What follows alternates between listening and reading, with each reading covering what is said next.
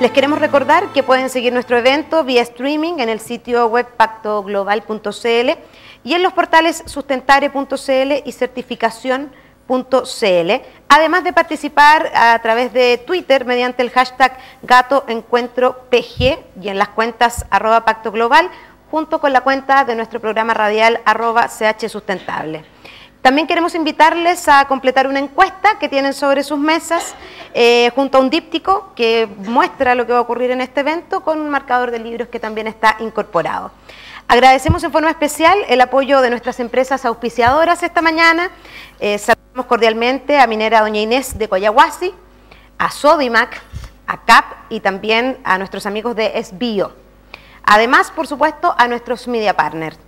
Cabe señalar que las empresas adheridas al Pacto Global adquieren el compromiso de trabajar en pro de la implementación de los 10 principios. Esto a través de la integración de ellos en la estrategia de negocios y operación de las distintas compañías. El éxito de la gestión para la sostenibilidad depende en gran medida de una relación constructiva entre las organizaciones y sus grupos de interés.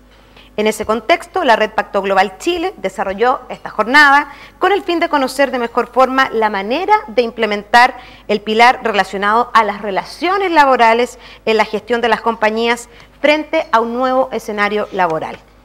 Esta mañana, y antes de comenzar, les quiero recordar que vamos a estar transmitiendo esto a través de streaming, también estamos en nuestras redes sociales y por supuesto también está junto con nosotros, y antes de presentar al señor subsecretario, queremos recordarles que estamos en el hashtag GatoEncuentroPG y en las cuentas @pactoglobal y @CHSustentable.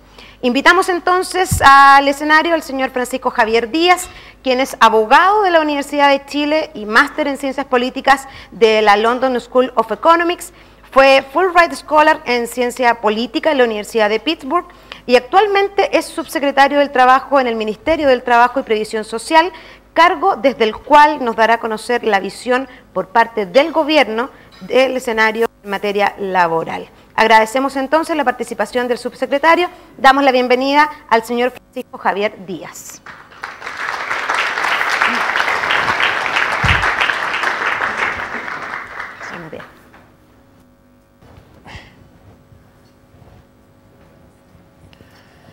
Bueno, muchas gracias, muy buenos días. Y su ordenador no está respaldado, ¿eh? Bien importante. Vamos a borrar eso.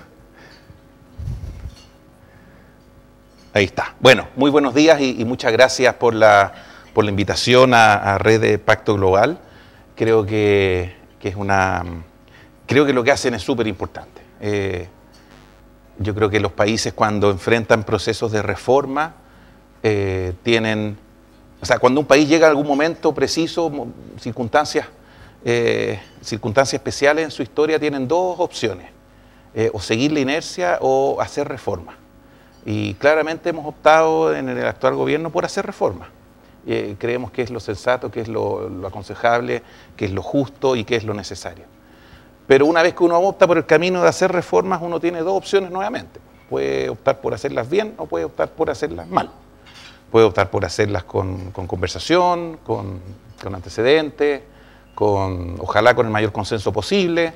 Puede optar por hacerlas en un proceso democrático, deliberativo importante, o no. Y creo que lo que este tipo de foros hace es precisamente ayudar a que las reformas se hagan bien, a que se socialicen, a que se conversen, a que se intercambien puntos de vista, y creo que así va a ser la impronta no solo de las reformas laborales, que voy a explicar en un momento más, sino que en general a todas las reformas que el programa de gobierno de la presidenta Bachelet contempla.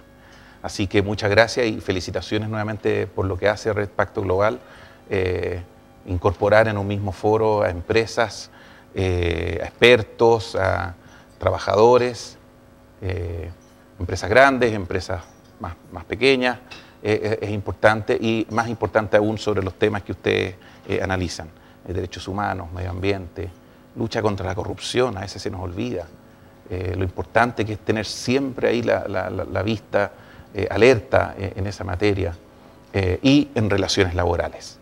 relaciones laborales, que es precisamente lo que vamos a hablar hoy día. ¿Cuál es el telón de fondo del programa de gobierno de la presidenta Bachelet? Derrotar la desigualdad. Como dice la presidenta Bachelet, la desigualdad no solo es ético, no solo es justo enfrentarla. Chile ha avanzado mucho en los últimos 25 años, la pobreza se ha reducido, el país ha crecido, pero nos queda todavía esta espina clavada, que es la desigualdad. No solo es ético y justo enfrentar la desigualdad, sino que también es importante para el país, es una necesidad de la propia economía para desarrollarse en un sentido moderno, competitivo y podríamos agregar sostenible en el tiempo. Un país con extremo grado de desigualdad no es un país donde exista cohesión social. Cohesión social, si la entendemos como aquel cemento, aquel sentido de pertenencia que hace que los individuos quieran pertenecer de una sociedad, no se da naturalmente. Tienen que existir mínimas condiciones de que los sujetos entiendan de que esa sociedad distribuye los distintos bienes que ella produce, bienes materiales, bienes inmateriales, remuneraciones, tratos, privilegios, bienes sociales, protección social, etcétera, que los distintos bienes que la sociedad produce y genera, insisto, sean repartidos de manera razonablemente equitativa. Cuando eso no ocurre así, la cohesión social se debilita, el sentido de pertenencia hacia la sociedad se debilita y surgen conductas anómicas, asistémicas que francamente queremos evitar. Por el contrario, cuando la cohesión social es fuerte, toda la sociedad, todos los individuos sienten que vale la pena trabajar en ella, que vale la pena respetar las normas, que vale la pena jugársela, trabajar, aportar y por tanto hacer que el país sea mejor entre todos. Entonces la desigualdad es quizás el telón de fondo del programa de gobierno de la presidenta Bachelet y como tal informa casi todas o todas las políticas públicas que uno puede encontrar en aquel programa. Si uno va a analizar la política deportiva del gobierno y va al programa de gobierno, encontrará que la desigualdad en el acceso a los bienes deportivos o culturales es importante. Si uno va a la política agrícola, si uno va a la educación, que duda cabe, si uno va a la reforma tributaria, la desigualdad está colocada al centro como inspiración de las reformas que allí se proponen. Y derrotar la desigualdad, como decía, entonces es relevante. Y no estamos bien, no nos engañemos. Somos el último país de la OECD, es cierto, la vara es bastante estricta con la cual nos estamos midiendo, pero aún así, incluso en términos absolutos, es una medición bastante poco feliz para nosotros. Estamos ahí en un 0,5, hemos bajado en los últimos años de un 0,2, 0,52, 0,53, pero no más que eso. Todavía tenemos niveles de desigualdad inaceptables y donde las relaciones entre, según como ustedes lo quieran medir, el decil más alto, el decil más bajo, el quintil más alto, el quintil más bajo, todavía son relaciones de entre 20 veces o más de ingreso. Por tanto, tenemos una tarea muy pendiente que no se condice con el nivel de desarrollo que el país ha alcanzado en otras materias. Estaba aprovechando de leer un libro que fue bien inspirador del programa de gobierno, la verdad, un libro que sacó Wilkinson y Piketty. Este no es Piketty, el famoso de los impuestos, es otro, es Piquet. Igualmente subversivo, pensarán algunos, pero no. Entonces, Wilkinson y Piquet, 2009, es un libro maravilloso que recomiendo, pero muy fuertemente. Se llama The Spirit Level. Wilkinson y Piquet hacen un estudio fascinante, y perdonen que los latee con esto. Ellos toman alrededor de 20 y tantos países, casi todos OECD, y ven cuál es la importancia y cuál es el efecto de la desigualdad, o de la igualdad más bien. Entonces dicen, y ambos son epidemiólogos, o sea, doctores en epidemiología, son ingleses. Y hacen las siguientes correlaciones con unos estudios econométricos fantásticos y la verdad muy bien sustentados y con evidencia bien robusta. A mayor igualdad, mayor longevidad, mayor esperanza de vida, mejor salud física de las personas, todos los índices de salud, cuando hay más igualdad en los países, son mejores que en los países que hay menos igualdad. Y acá no estamos hablando de comparar Tanzania con Suiza, estamos hablando de comparar Estados Unidos con Inglaterra, Japón con Suecia. Mejor salud física, mejores índices de salud mental, mayor igualdad de género, mejores índices de rendimientos académicos, o sea, la educación es mejor en los países en que hay más igualdad, menor posibilidad de consumo de drogas, menos tasa de consumo de drogas, menores índices de embarazo adolescente, mejor educación, sea como sea que se mida, y toman todos los índices, todas las pruebas estandarizadas a nivel internacional, menor población en cárceles, cuando hay más igualdad, menor obesidad, cuando hay más igualdad, mayor movilidad social, mayor confianza interpersonal, miden cuánto confían las personas unas en otras y lo correlacionan con igualdad, y la verdad es que se confía más donde hay más igualdad. Menores índices de violencia, hay menos crímenes en los países con mayor igualdad. Este fue un libro muy comentado en Europa hace 4 o 5 años cuando salió, y francamente uno queda como, bueno, parece que la felicidad, eso es lo que hablan ellos, la felicidad, aquel bienestar subjetivo, colectivo, es bastante mayor cuando hay más igualdad. Este libro, de hecho, inspiró al presidente Piñera cuando le pidió al PNUD el año 2011 que hiciera un informe sobre la felicidad, sobre el bienestar subjetivo, individual y colectivo de las personas, y el PNUD sacó aquel informe el año 2012. Bueno, y la reforma laboral, por tanto, no puede escapar de aquel propósito, de derrotar la desigualdad. En materia laboral, evidentemente, y todos sabemos, tenemos desigualdades importantes, tanto en lo que es la relación entre empleadores y trabajadores, por tanto hay que hacer reforma en materia de negociación colectiva y fortalecimiento de la actividad sindical. Tenemos desigualdad en el acceso, en la participación laboral, mujeres y jóvenes trabajan mucho menos que el resto, los hombres más vulnerables trabajan menos que el resto, o sea, tenemos importantes problemas en la participación laboral y desigualdad en la participación laboral, y tenemos problemas y tenemos desigualdad en lo que es la capacitación. Necesitamos una mejor capacitación para nuestro país, no solo para ayudar a las personas, sino que también para ayudar a la competitividad del país. Me voy a referir brevemente entonces a estos 3 pilares. Evidentemente hay algunos más polémicos que otros, así que espero provocarlos un poquito. Negociación colectiva y fortalecimiento de la actividad sindical. Wilkinson y Piquet también ponen este gráfico. A mayor sindicato, a más y más vigorosos sindicatos, hay menor desigualdad. Acá uno podría decir cuál es la relación de causalidad. Así como decíamos, a mayor igualdad, menor obesidad, menores crímenes, menor desconfianza, la relación de causalidad era que la igualdad provoca todos estos bienes sociales que señalábamos. Acá podríamos discutir cuál es la relación de causalidad. Estos países son más iguales porque tienen sindicatos, o tienen sindicatos porque son más igualitarios, más iguales. ¿Se entiende? Y claramente uno podría decir no, son más iguales porque tenían sindicatos. La actividad sindical, el sindicato vigoroso, hizo que fueran creando estructuras de mayor igualdad en las distintas acepciones, en educación, en leyes, en tributos, etc.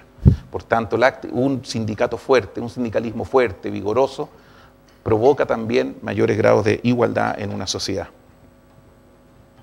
Y en Chile no estamos muy bien, no estamos muy bien. La verdad es que en cobertura de negociación colectiva, en la OECD somos el penúltimo, ahí poquitito arriba de México, en materia de cuántos trabajadores están cubiertos por instrumentos colectivos.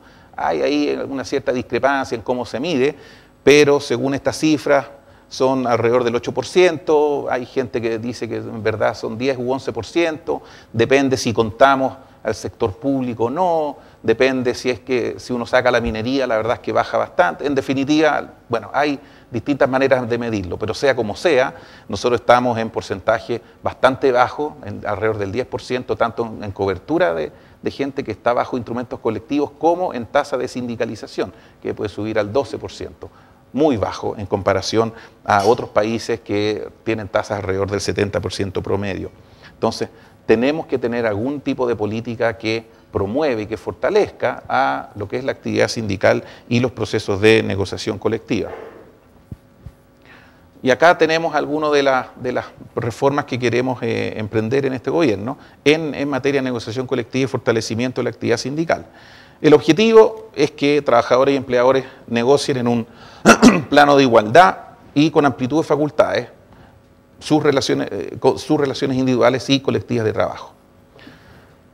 Tenemos que reformar el proceso de negociación colectiva, tenemos que modernizar el proceso, simplificarlo y ampliar las materias que son sujetas de negociación colectiva. Hoy día, cualquier negociación colectiva, ustedes lo saben mejor que yo, se ve reducida a unas pocas luquitas más de aumento de sueldo y cuánto el bono de término de conflicto. Y claramente la empresa es mucho más que eso. Podemos y necesitamos ampliar las materias que puedan estar sujetas a negociación colectiva.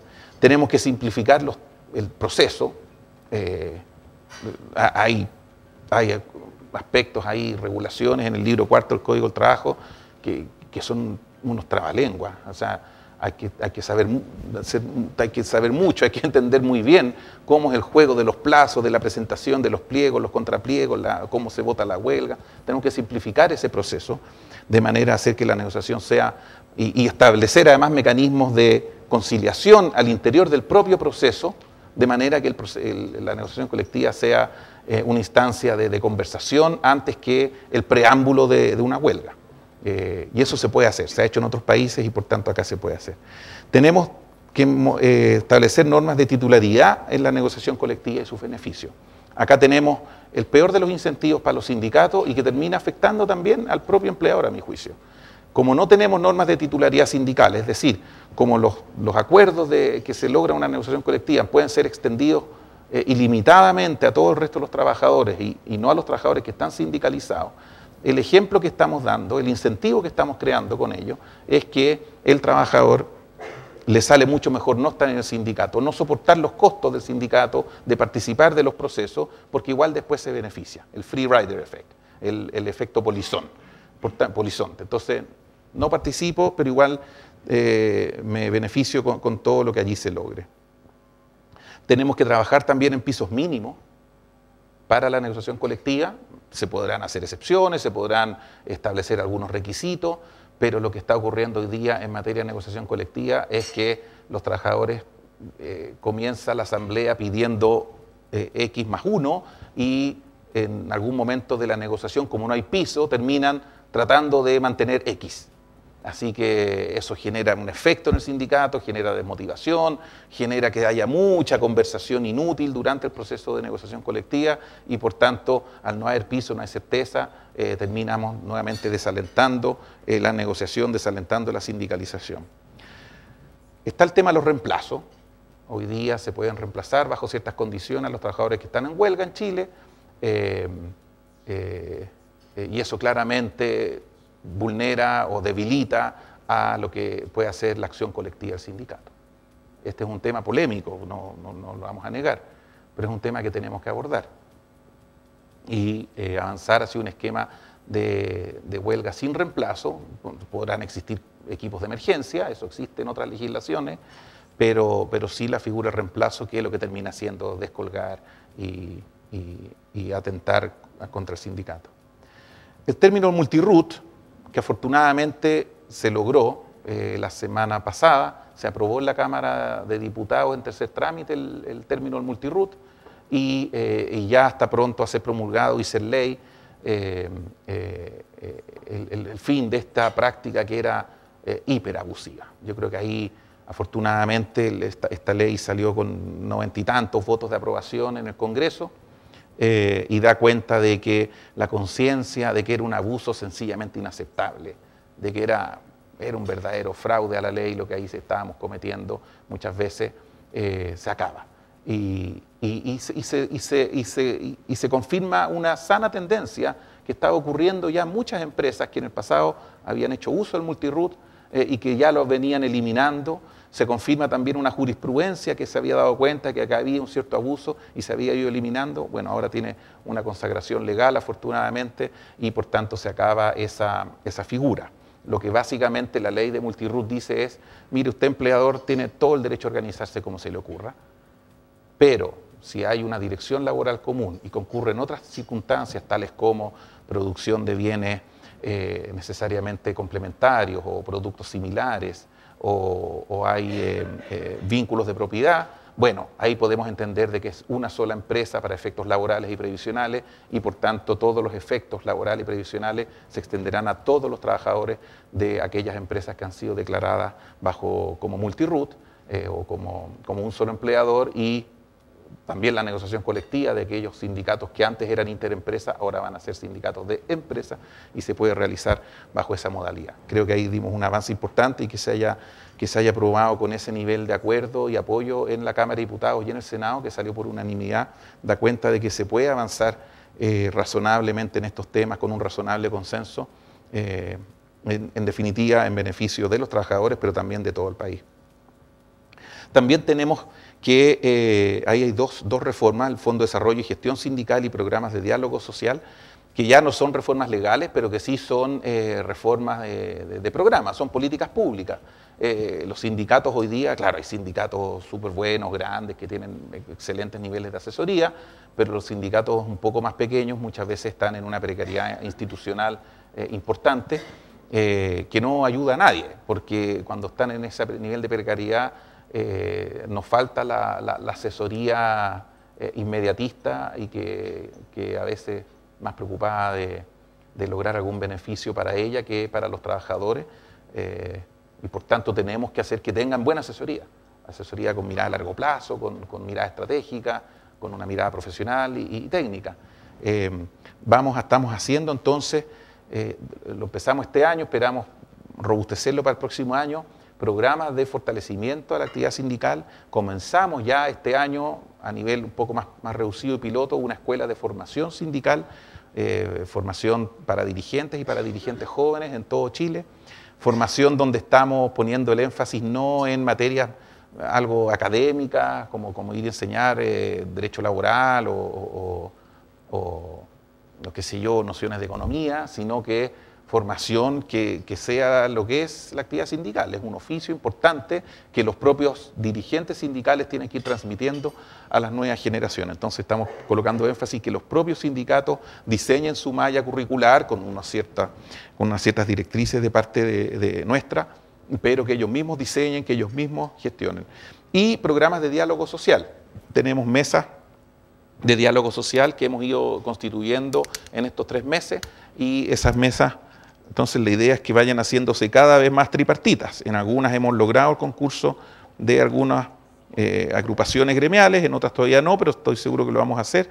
Y lo importante entonces es que hay fondos para ello, para que se converse, para que se encarguen estudios, etcétera. Por último, tenemos que hacer un rediseño institucional y modernizar la dirección del trabajo.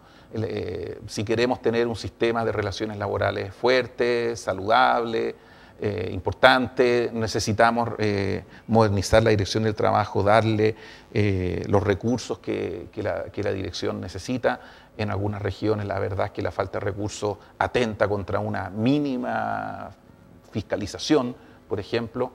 Hay algunas áreas que son cada vez más técnicas y tecnificadas que requieren de fiscalizadores y funcionarios muy expertos y probablemente dedicados exclusivamente a eso. Estuvimos en Ginebra hace poco y queremos promover y aprobar en Chile e implementar el convenio marítimo para los distintos trabajadores que trabajan en faenas de mar. Y ahí la fiscalización y la especialización de los inspectores del trabajo es súper relevante. No cualquiera lo hace. Entonces hay que formar a esa gente, hay que tenerlos en unidades especializadas en eso y en otro tipo de funciones. Eso como brochazo en materia de negociación colectiva y fortalecimiento de la actividad sindical. Vamos a pasar a otras materias y espero que les vuelva el habla a algunos. Participación laboral. Les decía, hay que superar la desigualdad en el acceso al trabajo. 48, o sea, ¿qué problemas tenemos acá? Ahí hay algunas cifras. La mujer participa muchísimo menos que el hombre, 48% versus 72% en los hombres. Los jóvenes participan mucho menos que la población adulta, 50% versus 75%. Más de 700.000 ninis, los famosos ninis, que ni estudian ni trabajan. Imagínense la fuente de poca cohesión social que eso significa, especialmente cuando Chile gana los partidos en el Mundial.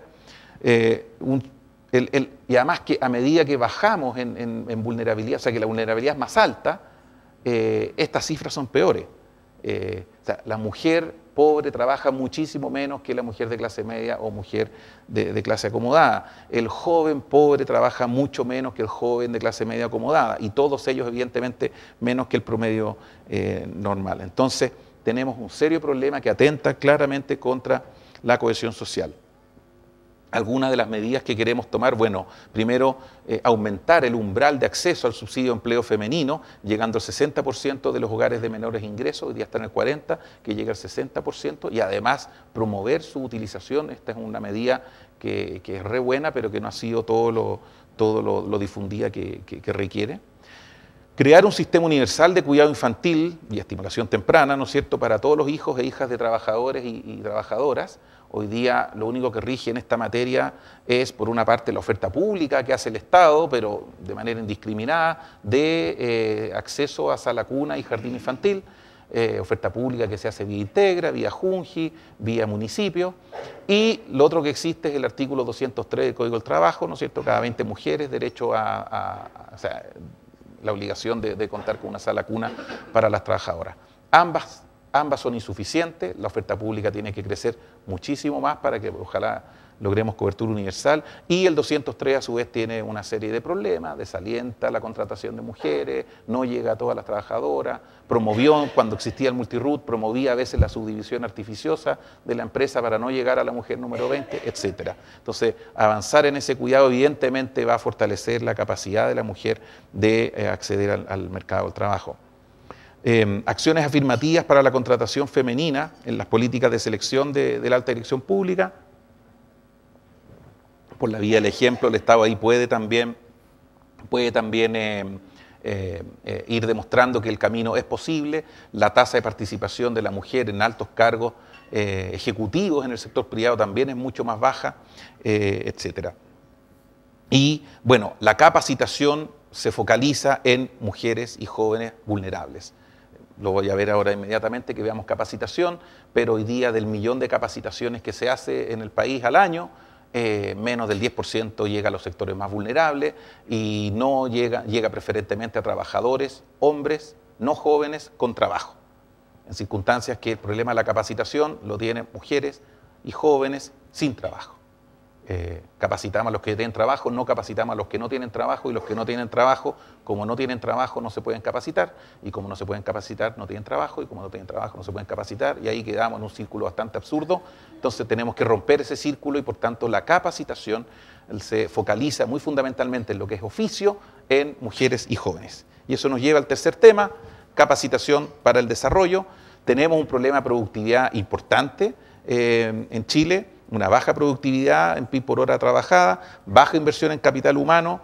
70% de la inversión en capacitación en Chile la realiza el Estado, o sea, tenemos que ponerle mucho más empeño a lo que es el tema de la capacitación. Ahí hay distintas medidas que tomar, que se basan, por ejemplo, en un informe de Osvaldo Larrañaga y una comisión de expertos que convocó el gobierno del presidente Piñera 2011-2012, y que básicamente determinó lo que ahí se señala, la conclusión. Hay déficit en tres dimensiones centrales: la equidad en la asignación de recursos, déficit en la eficiencia para lograr su objetivo, y déficit en la efectividad de sus resultados. O sea, está casi todo mal, básicamente, lo que dice esa frase. O sea, tenemos que, por un lado, mejorar la capacitación actualmente existente, la que se realiza vía franquicia, hacerla más pertinente, hacer que el trabajador se pueda apropiar del conocimiento que allí se entrega, y que no sea un simple entrenamiento en procesos productivos de la empresa, que son muy importantes, pero no veo por qué debiéramos estar financiándolo con plata del Estado. Debemos hacer además un esfuerzo en focalizar mejor en los sectores que tienen menos posibilidad de acceder al trabajo, y aunque esto es bastante incómodo, pero como Pacto Global también tiene ahí una de sus líneas es transparencia, debemos hacer que acá haya más transparencia en este sistema. Uno revisa a veces los cursos que se dan vía Cense y son para la risa. O sea, el Estado está financiando vía franquicia cursos de zumba, de paseos de fin de año, y están ahí disfrazados ¿cómo se dice? Como relaciones laborales. No, tenemos que cortar la chacota. Acá hay mucha pérdida de recursos, se licúan muchos fondos y esto no puede seguir así.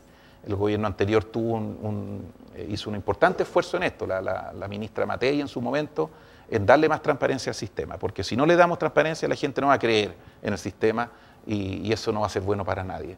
Y se estableció una medida que algunos la deben conocer, de, por ejemplo, colocar un huellero digital en lo que son las capacitaciones. O sea, va el trabajador, pone su huella digital y se ve entonces que esté asistiendo realmente al curso y en las horas que dura el curso. Eso determinó más o menos, esto empezó recién a fines del año pasado, pero en lo que llevamos hasta ahora hemos constatado que poco menos del 30% de las capacitaciones eran fantasmas, que botábamos como 90 millones de dólares al año. O sea, no se trataba de que la capacitación fuera mala o que fuera poco pertinente o que los profesores fueran reguleques, no. Se trataba de que no se hacían esas capacitaciones, que no existían. 30%. Y ahí estamos. Todos tenemos culpa. Empresas, gobierno, todos los que toleramos de que este esquema de poca transparencia durara por tanto tiempo. Afortunadamente la tecnología ahora nos puede ayudar y podemos darle mayor transparencia al sistema y eso va a mejorar la pertinencia, la focalización, etcétera. Entonces, primero, queremos crear un nuevo sistema de intermediación y capacitación laboral, o sea, tenemos que reformar el CENSE, y que converse mucho mejor también con el sistema de certificación de competencia, es decir, que haya ahí un diálogo y que no sean esquemas que hoy día prácticamente compiten, te capacitas o te certificas en competencias laborales. Hay todo un ciclo virtuoso entre capacitación y certificación que se puede lograr, que un trabajador se certifica, identifica una brecha, se capacita para suplir la brecha, sigue trabajando, vuelve a certificarse, vuelve a capacitarse, o sea, todo un ciclo virtuoso que además hace que el trabajador tenga una cierta sensación de logro, de avance en su carrera profesional y que eso nuevamente mejora la capacitación, la cohesión social. Hay todo un círculo virtuoso que tenemos que aprovechar. Hay iniciativas súper valiosas de una serie de sectores. Hace poco estuve con los productores de vino, estuve con Vinos de Chile, con el Consejo Minero, con Corma, con la Cámara de la Construcción, que han hecho esfuerzos de identificar perfiles ocupacionales muy precisos. Incluso algunos han ido más allá y han identificado la malla curricular que debiera cumplir un trabajador para certificar los distintos perfiles, y eso entonces tiene su correlato en la capacitación. Hay estudios de la mano de obra que se va a necesitar, ¿no es cierto?, en aquellos sectores. O sea, ahí hay un trabajo interesante que se debe hacer, que lo debemos hacer en conjunto, y que solo tiene beneficios y ganancias para todos. Como decía, modernizar y fortalecer el CENSE, y un fuerte énfasis en la certificación laboral, en ese círculo virtuoso que se va generando. Y finalmente, este enfoque en lo que son mujeres y jóvenes. Hemos lanzado hace un par de meses, a comienzos de mayo, el programa Más Capaz, que es un programa de formación en oficios que básicamente recoge la experiencia en formación en oficios que se había comenzado a realizar hace algunos años, pero lo masifica y lo amplía a niveles que nunca antes había hecho. Con este programa, donde, insisto, capacitamos en un oficio a la persona, le damos un curso de más de entre 200 y 300 horas. Hoy día, para que ustedes sepan, la capacitación promedio en CENSE es de 30 horas. Yo no sé quién puede aprender algo en 30 horas, pero acá estos son oficios entre 200 y 300 horas, se les capacita en un oficio que está en un perfil que está validado por Chile Valora, que es quien certifica competencia. Dura aproximadamente un semestre, hay un componente de intermediación laboral, vamos a apoyar a las personas que ingresan ahí, estamos enfocados en los grupos más vulnerables, nos va a costar de pronto hacer que la gente no deserte del programa. Hay un apoyo especial también para gente con discapacidad y necesidades especiales, programas de práctica laboral, y lo novedoso de esto además es la masividad. O sea, vamos a llegar a 300.000 mujeres de aquí al año 2018, a 150.000 jóvenes de aquí al 2018, lo que más o menos equivale a multiplicar por 5, por 6, el esfuerzo que actualmente se realiza en materia de capacitación y formación en oficios a las personas. Termino y recapitulo. El programa de gobierno es acerca de desigualdad. Podemos superarla si es que trabajamos y nos ponemos de acuerdo en cómo hacerlo. Ese programa, la desigualdad, tiene una expresión evidente en materia laboral. Hay desigualdad en el acceso al trabajo, hay desigualdad en la relación entre empleadores y trabajadores. Podemos superar ambas desigualdades con reformas tanto legales como de política pública, y por tanto la invitación es a hacerlo bien. Si el país mayoritariamente optó por hacer esta reforma, bueno, el deber nuestro ahora es hacerlo bien, hacerlo conversando, debatiendo, viendo los pros y los contras, pero avanzar en este camino que se ha escogido, porque creemos que puede ser, en definitiva, bueno para todos. Como señalaba Wilkinson y Piketty al comienzo de la lámina que mostré, claro, probablemente para otros países de otras realidades, pero lo concreto es que la igualdad trae beneficios en el bienestar colectivo, individual, colectivo, en el bienestar subjetivo y objetivo, y por tanto nuestro deber y nuestro motor entonces es superar aquella desigualdad. Muchas gracias por la invitación y nuevamente felicitaciones por el trabajo que aquí realizan.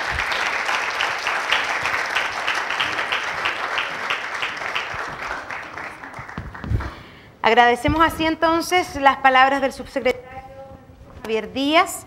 Esta mañana también los quiero invitar y recordarles que pueden seguir nuestro evento vía streaming. Estamos en el sitio web pactoglobal.cl, además de participar a través del Twitter mediante el hashtag GatoEncuentroPG y en las cuentas @pactoglobal, y también a través de la cuenta del programa radial Chile Sustentable, el programa que se dedica a hablar todos los días sobre las temáticas asociadas a sustentabilidad en nuestro país. También los quiero nuevamente invitar a completar una encuesta y revisar el díptico de este evento. Esto lo tienen sobre la mesa. Y además recordarles que vamos a comenzar con una sesión de preguntas. Nuestras anfitrionas van a pasar por sus mesas recogiendo las inquietudes que ustedes tengan en torno a las temáticas que estamos abordando esta mañana. Así que pueden preparar sus preguntas para luego hacérselas saber a nuestro panel. Vamos a revisar ahora una nota introductoria que nos muestra una realidad país frente al tema que nos convoca esta mañana, para luego dar paso a nuestra conversación.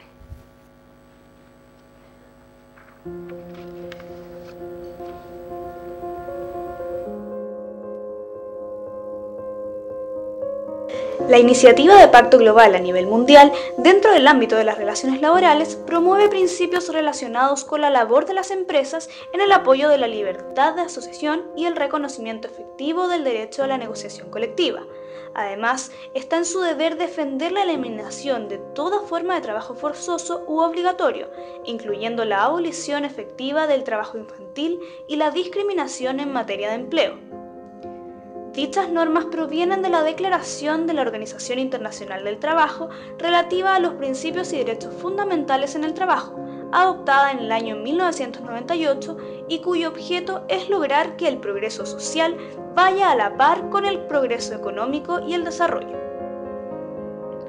En este sentido, y con el fin de corroborar que nuestras empresas adheridas tomen estos principios como parte de la cadena de valor de sus negocios, la Red Pacto Global Chile hace unos años viene realizando un estudio llamado Sistema de Integración de los Principios del Pacto Global, SIP, el que el año pasado reconoció a Gerdau en el ámbito de relaciones laborales por su programa Proveedores de Chatarra. A mi espalda tenemos nuestro acopio de chatarra. Es una modalidad que nosotros hace mucho tiempo la queríamos implementar acá. Hace 1 año y medio que la pudimos establecer gracias al aporte que nos dieron los programas apoyados por Gerdau y los cofinanciamientos de Corfo, que nos dieron la estabilidad y la confianza necesaria para poder plasmar esto en algo real.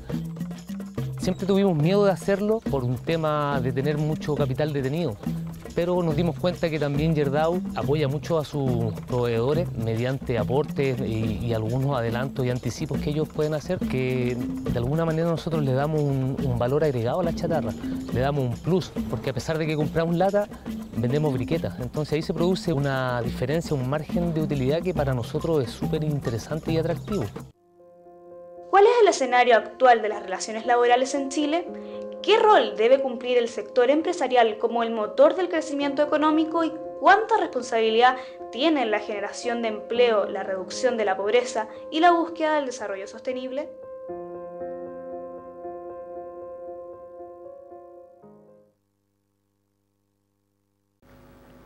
Ahí revisamos entonces esta nota introductoria para ya entrar en la conversación de lleno. Esta mañana le quiero dar la bienvenida a Susana Kerry. Ella es consejera gremial de la SOFOFA, presidenta de la Asociación Gremial de Supermercados de Chile, ASACH, para quien pido un aplauso esta mañana. Bienvenida, Susana.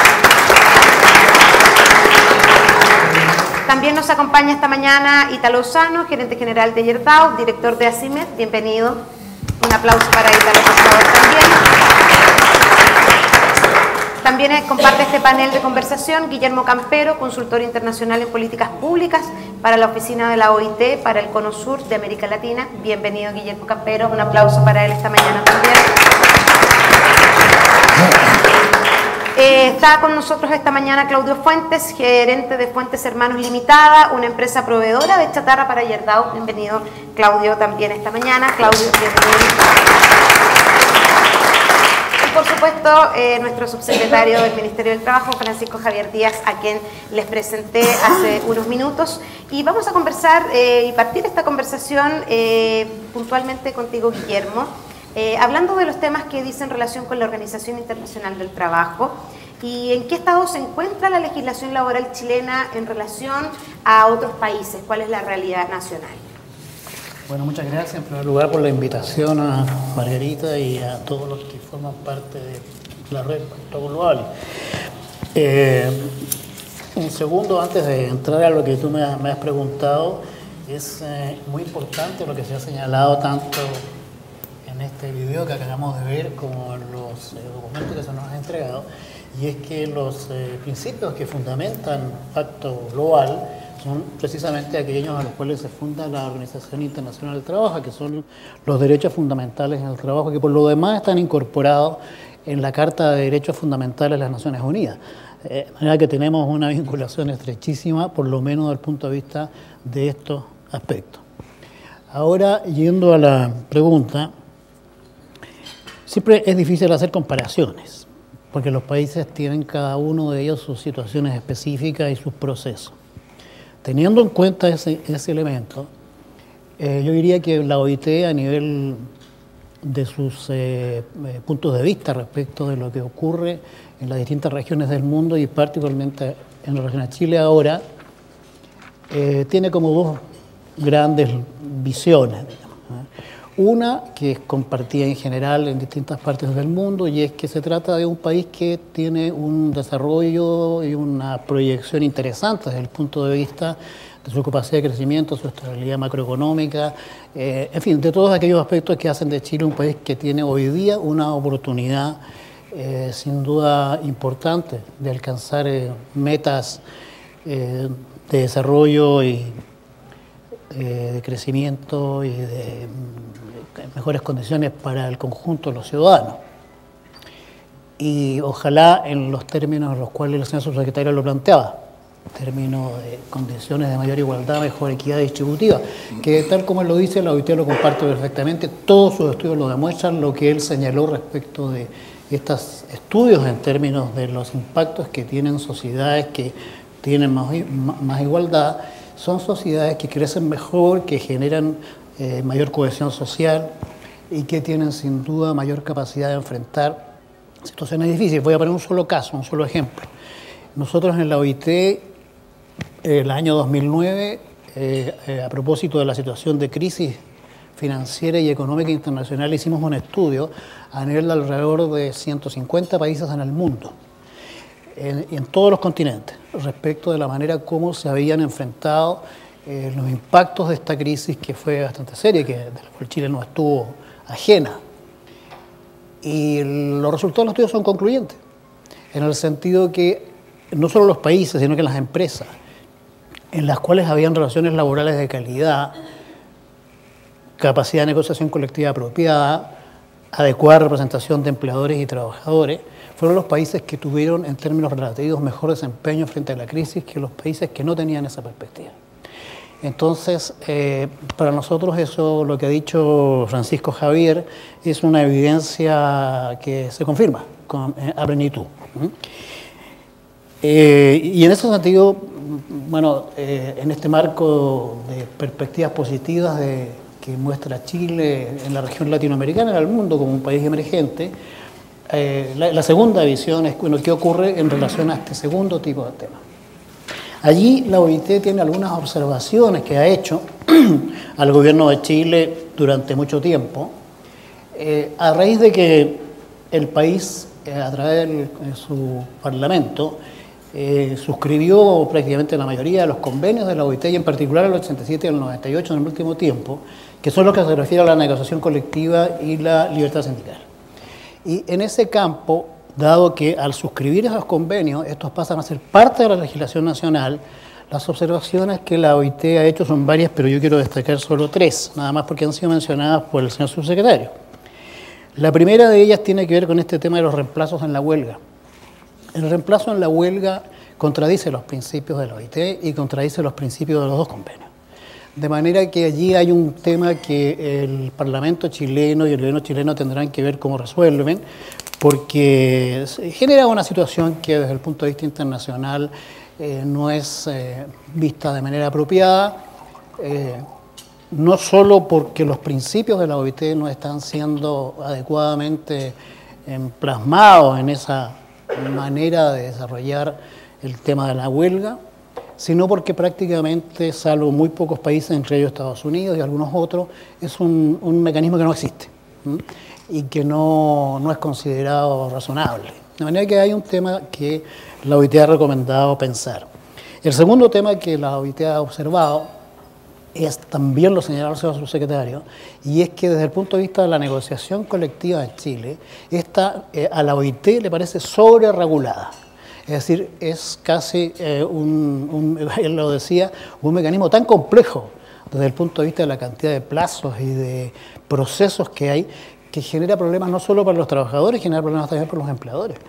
Nosotros hemos recibido en Ginebra una cantidad de observaciones y de planteamientos provenientes tanto de empleadores como de organizaciones sindicales chilenas, en el sentido de que los conflictos que esto genera, porque si un empleador de una pequeña empresa se pasa un plazo, puede quedar en una situación en que tiene que aceptar la propuesta que viene del sector sindical sin haber tenido ni siquiera la posibilidad de discutirla, o al revés, ¿no?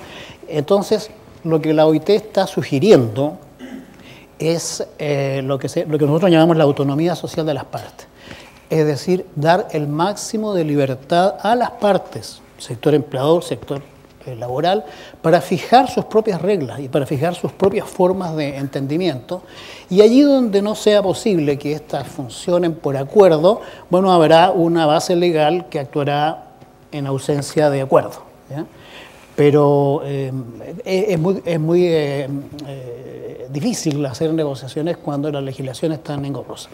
Y en este mismo contexto, y para dar un contexto global, ¿en qué estado desde su perspectiva se encuentra la relación hoy día entre los sindicatos y las grandes empresas en Latinoamérica y en Chile? Con las grandes empresas.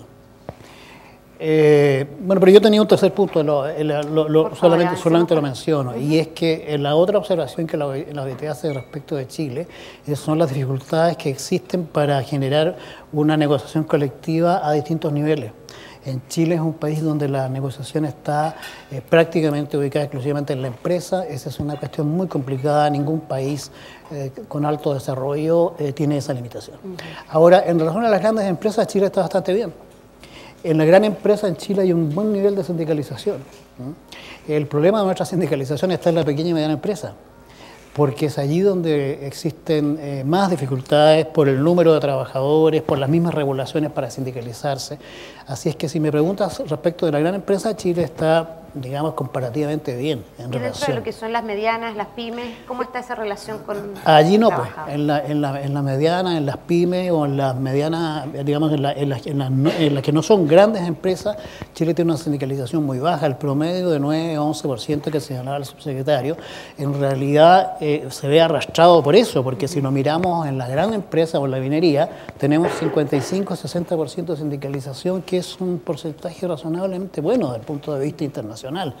Entonces la pregunta es por qué si en la gran empresa es posible y por qué no en la otra. Entonces ahí es donde hay que entrar a ver las razones y las causas. Algunas ya fueron explicadas por el subsecretario y la OIT las comparte. Guillermo, muchas gracias por tus apreciaciones. También quiero recordarles a nuestros invitados esta mañana que en unos minutos más nuestras anfitrionas van a pasar por sus mesas para que puedan establecer ustedes las preguntas que también tengan en relación a lo que está exponiendo nuestro panel esta mañana. Subsecretario, dentro de la línea de lo que usted ya explicó, ¿cuáles son las políticas prioritarias que aplicará el gobierno para fomentar el trabajo de calidad al interior de las compañías en nuestro país? Aló. Se escucha, ¿no? Sí, qué bueno. Bueno, un poco lo reseñé en mi presentación, pero tú tienes un punto que no había hecho. Y una cosa que quiero dejar bien clara también, es que las mismas correlaciones que señalamos respecto de la desigualdad, de la igualdad y sus impactos positivos en una serie de indicadores sociales, también rige respecto del crecimiento. O sea, a mayor crecimiento económico, mayor posibilidad de que se puedan llevar adelante políticas sociales que beneficien a la igualdad. O sea, acá hay una relación sinérgica entre crecimiento económico, bienestar social y políticas de igualdad. En algún momento pueden pasar a ser complementarias si es que tomamos las medidas a tiempo. Si no, podemos terminar con una concentración de capital importante y con mayor desigualdad. O sea, hay ahí un elemento que abordar, pero que no se diga que el crecimiento no importa, importa y importa mucho. Lo segundo, efectivamente en materia de calidad hemos tenido en los últimos, yo diría que en el último año, un poquito más incluso, una desaceleración económica. El año 2013 hubo una desaceleración económica de cierta importancia, es que se ha mantenido durante el primer semestre del año 2014, y eso ha redundado en que el desempleo todavía, la tasa de desempleo todavía no aumenta. ¿Ah? Sabemos que el empleo es función del crecimiento. Mientras más crecemos, más empleo se crea. No, hemos crecido menos, pero el desempleo no ha crecido. Bueno, ¿y por qué? Porque esa desaceleración económica ha tenido impacto en la calidad del empleo. O sea, tenemos empleos de menor calidad. Ha crecido el empleo por cuenta propia, ha crecido el empleo de 15 o 30 horas semanales. Imagínense lo que es un empleo de 15 horas semanales. Es una persona que salió 2 días a vender a la feria y que llegó el encuestador del INE y le preguntó, ¿trabajó usted? Sí, trabajé, estuve vendiendo 5 horas el sábado, 8 horas el domingo, y con eso cumplí la cuota de empleo. Entonces ha crecido ese empleo, que es de menor calidad. O sea, no es asalariado, no tiene contrato de trabajo, no tiene cotizaciones, no tiene salud, no tiene previsión, etc. Entonces, tenemos que tomar medidas para solucionar aquello. Muy brevemente, solo los titulares. Primero, asegurar el crecimiento económico. Si sabemos que hay una función, ¿no es cierto?, entre buen empleo y crecimiento, asegurar el crecimiento económico que sea razonablemente sostenible y no sujeta a los vaivenes de los precios de nuestros commodities. Y segundo, lo que señalábamos en la presentación, capacitación en sectores que no acceden al empleo, capacitación pertinente, y que eso se haga de manera masiva y no a manera más reducida como se ha hecho hasta ahora. Subsecretario, me preguntaban recién en el Twitter, porque estamos conectados a esta hora de la mañana también, ¿cómo recepcionó el gobierno este análisis de la OCDE con respecto a la desigualdad y los estándares chilenos? Sí, hay que tener cuidado con Twitter, ¿eh? A veces dicen cosas muy graves. Es peligroso, es una red, muy peligrosa. Jabonosa. Sí. Se toma como la confirmación, no hay que alarmarse, no hay que escandalizarse. Ahí la lámina que mostré, aparecemos como el país más desigual de la OCDE, con Gini de 0,5, 0,50, bajando solo algunas décimas en los últimos 10, 15 años, donde hemos tenido crecimiento económico importante. Es decir, ese crecimiento no ha tenido todo el correlato que debiera en política en reducir la desigualdad. Es decir, hay que tomar medidas más activas, porque el crecimiento por sí solo no soluciona la desigualdad, es el crecimiento más políticas sociales, políticas laborales, políticas de apoyo a las personas. Entonces, nada, es como la confirmación de que, como dicen los futbolistas, tenemos que seguir trabajando en la semana nomás, no nos queda otra, no nos alarma y nos escandaliza. Dejando todo en la cancha, como decía ayer La Roja. ¿De qué manera, subsecretario, el gobierno busca profundizar la libertad de asociación entre los trabajadores de las empresas? Bueno, la libertad sindical es es un objetivo importante, está en los convenios de la OIT, bien breve, para que ustedes sepan, hace 100 años hacer una huelga era delito en casi todos los países. Los que somos abogados acá sabemos, Código Penal decía, él que hiciera una huelga se va preso. Había mucho miedo también. No, y era un delito, porque era como, del mío, si es delito, te meten preso por hacer huelga. Hoy día la huelga es un derecho humano. Entonces, ese es el nivel de transformación que estamos viviendo. 100 años después estamos hablando de un derecho humano, un derecho fundamental, reconocido así no solo por la OIT, sino que también por los pactos de derechos económicos y civiles, por nuestra propia Constitución. Incluso uno podría interpretar que la huelga y la sindicalización y la negociación colectiva son parte de los derechos de las personas.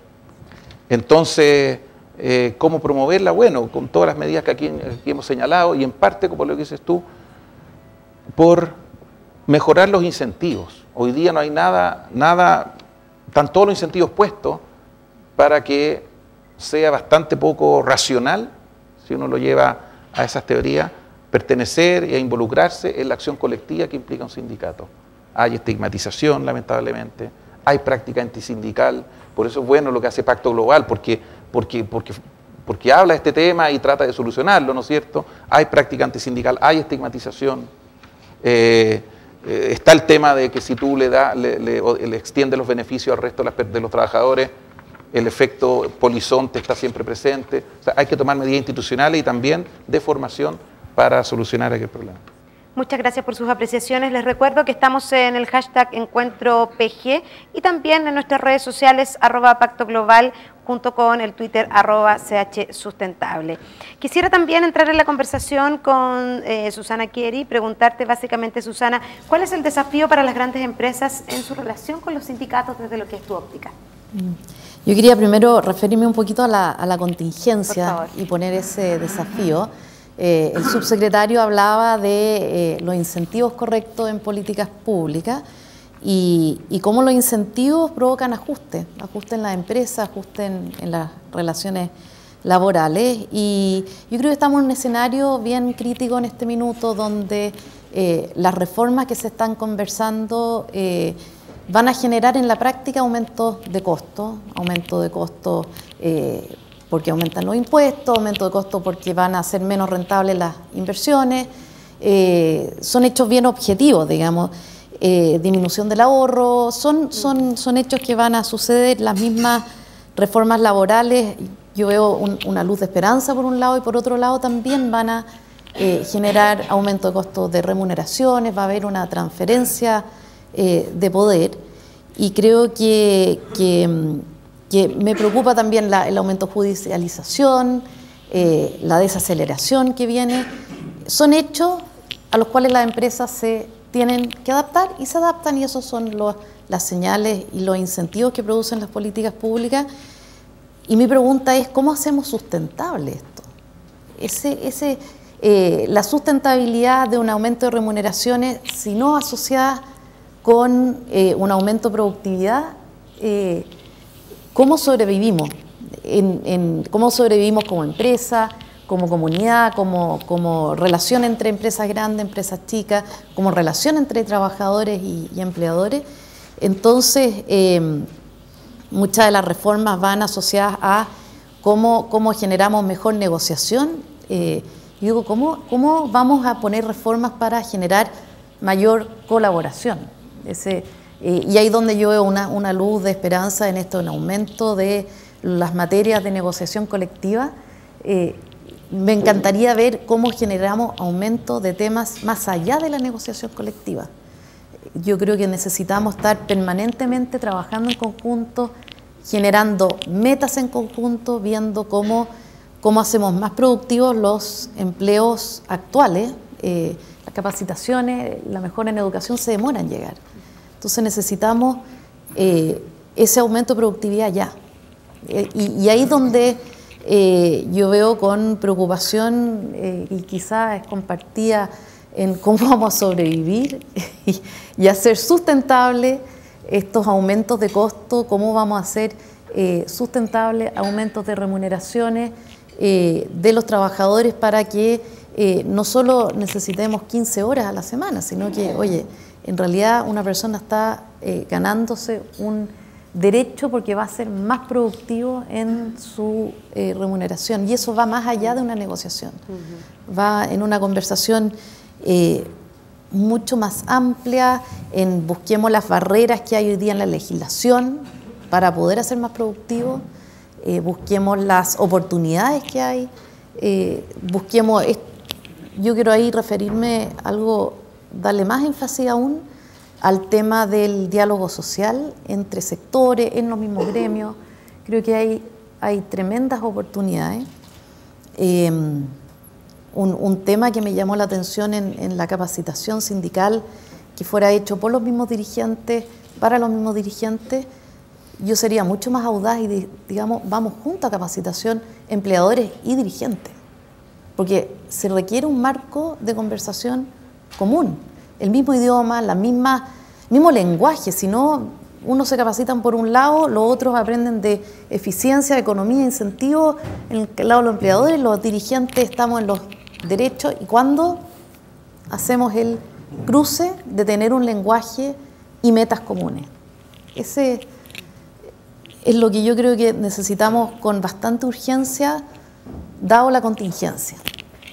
Dentro de esa misma línea, Ítalo, tú que diriges una empresa que se llama Gerdau y que sabemos que ha sido premiada en varias ocasiones por temas relacionados con la calidad laboral, el equilibrio vida y trabajo, la capacitación. Desde tu vereda, ¿cómo ha sido este camino de relaciones laborales y cómo se han conducido en esta línea? Sí, bueno, a nosotros nos invitaron porque el tema de cómo transmite una empresa grande las relaciones laborales a nuestros proveedores. Pero yo quisiera primero hablar del tema relaciones laborales dentro de la compañía. Nosotros en general tenemos, no sé, 85% de la gente sindicalizada. Tenemos planes de capacitación, tenemos autogestión, nosotros casi no tenemos jefatura. Pero yo les diría que hay un tema principal que son los valores de la compañía, y dentro de los valores de la compañía están los trabajadores, y además de eso yo diría que el tema de transmitir la información a nuestros colaboradores es súper importante. Por ejemplo, nosotros tenemos una reunión al año donde sentamos a toda la compañía y le decimos cuáles son las metas que tenemos para el próximo año. Pero a toda la compañía, a todos los trabajadores de la compañía. Por ejemplo, yo me junto 3 veces o 4 veces al año trimestralmente y hacemos una reunión de resultados. Demostramos cómo vamos, donde también participan los dirigentes sindicales. Por lo tanto, siempre estamos transmitiéndole a nuestros colaboradores qué es lo que está pasando con la compañía, a los dirigentes también que estén metido en nuestro negocio. Yo creo que es súper importante que cada persona que trabaja en la compañía sepa en qué estamos, digamos, cuáles son nuestras cosas buenas, nuestra productividad, nuestros resultados, estamos ganando plata, estamos perdiendo plata, etcétera, etcétera, digamos. Yo creo que eso ayuda mucho a las relaciones laborales. Ahora, también parte de eso es cómo influimos nosotros en nuestros proveedores, que yo creo que es parte del tema. Y yo creo que ahí nosotros tenemos planes de desarrollo que hacemos en conjunto con nuestros proveedores, donde les entregamos herramientas para que ellos también gestionen, desde el punto de vista laboral, el tema de la seguridad, el tema del medio ambiente, el tema de la calidad del trabajo. Yo creo que ahí hay un enfoque súper importante nuestro y creo que aportamos un granito de arena hacia nuestros proveedores. Dentro de esa misma línea y dentro del foco del desarrollo sostenible, ¿desde qué óptica ustedes se relacionan justamente con sus proveedores? En el entendido de la importancia de esta cadena global que habla de la cuna hasta la tumba de mi proceso productivo, ¿cuál es esa relación con los proveedores? Y también, por supuesto, Claudio, que tú nos puedas contar cómo ha sido esa relación con Gerdau justamente que está aquí esta mañana.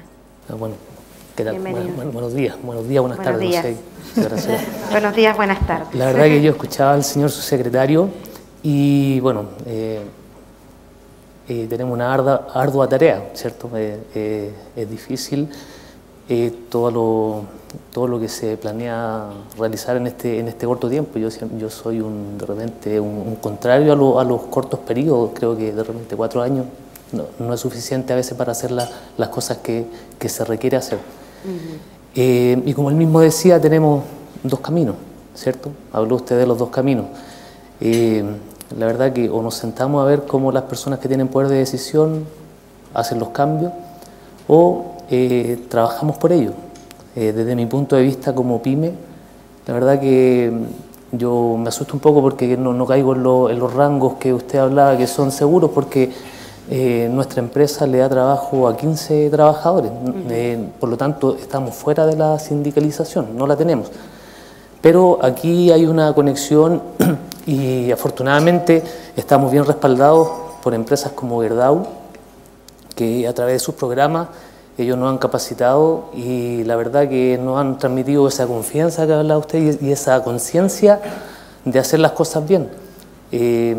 Nosotros tenemos muy buenas prácticas laborales y no porque hay una sindicalización que lucha por ellas, sino porque tenemos un tema de conciencia que yo veía, por ejemplo, en un principio el video que todos vimos, que hablan muy fuerte, que Pacto Global ataca muy fuerte el tema del medio ambiente. Nosotros, a lo mejor sin darnos cuenta y sin tener mucha relación, hacemos un excelente beneficio a la comunidad.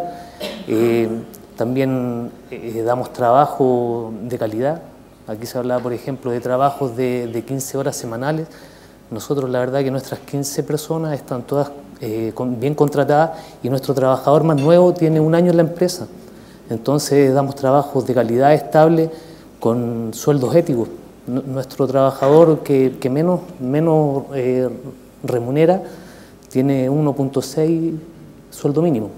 Y yo creo que eso es algo que uno hace por la comunidad.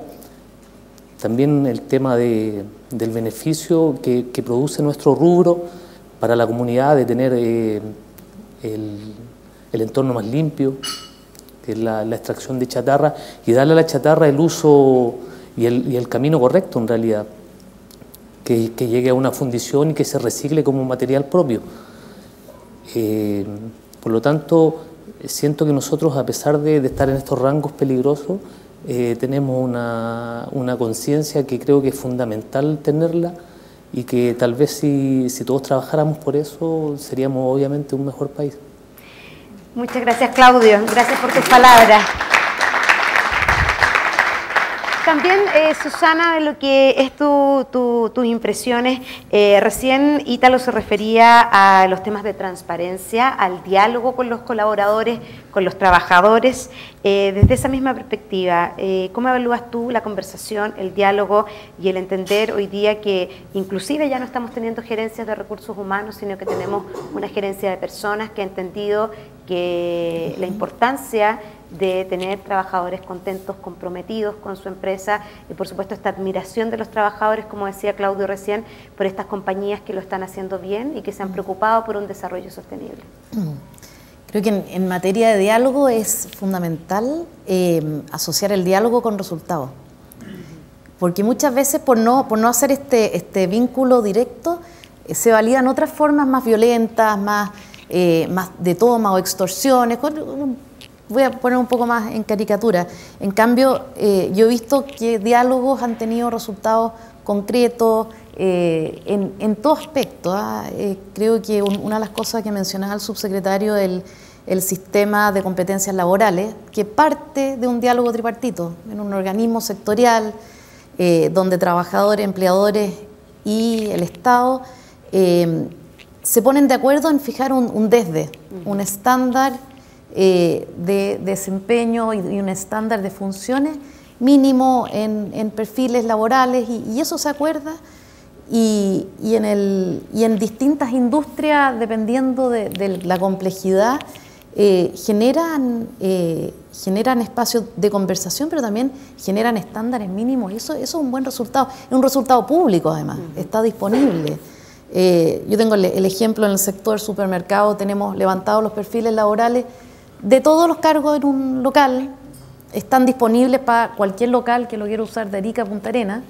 Estamos desarrollando todos los módulos de capacitación asociados, también lo puede usar cualquier OTEC o sindicato o empresa en todas partes, y eso es fruto de estándares, generan mayores accesos a al empleo, porque eso también es, cualquier persona puede capacitarse o entrar, o una empresa.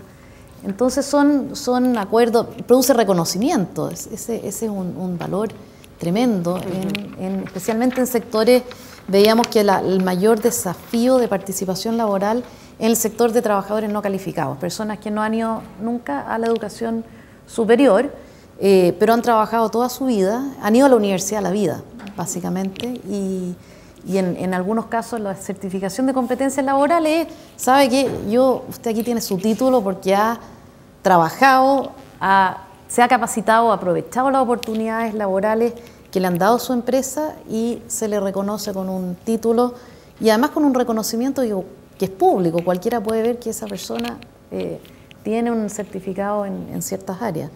Creo que esos son resultados concretos, tenemos que seguir trabajando en torno a cómo eso lo vinculamos a productividad y de valoración de las personas.